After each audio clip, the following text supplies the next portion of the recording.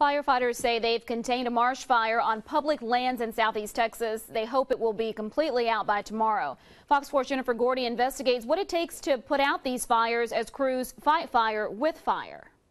Scorched earth is what's left behind. We had about 6 strikes total that lit the marsh, 3 of which ended up being on private lands and 3 on the federal lands, bordering with Sea Rim State Park. Fires started during Storm Saturday, burning over 7,000 acres of the McFaddin National Wildlife Refuge and private property.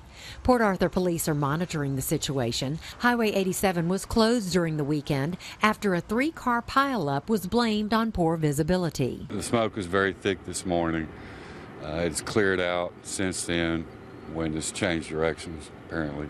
You can see where the fire stopped right here along Highway 87. The highway acted as a barrier, preventing the fire from going all the way to the beach. On Sunday, another lightning strike started this fire in the Anahuac National Wildlife Refuge along Highway 124.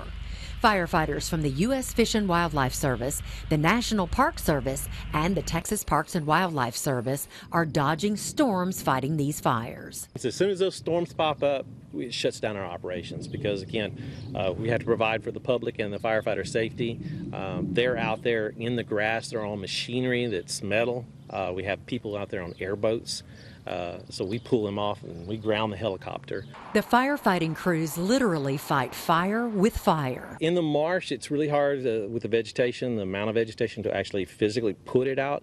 So we go to a physical barrier such as a bayou, a ditch, the intercoastal waterway, a road, something like that, and we start on the ground burning the vegetation between us and the fire. And what that does, it takes the fuel out, it reduces the amount of time that the smoke is up in the air and reduces the time it's going to burn and puts the fire out a whole lot quicker. That clears the air and reduces the danger for both drivers and people living nearby. In Jefferson County, Jennifer Gordy, Fox 4 News. Close to 8,000 acres in Jefferson and Chambers counties have burned since Saturday.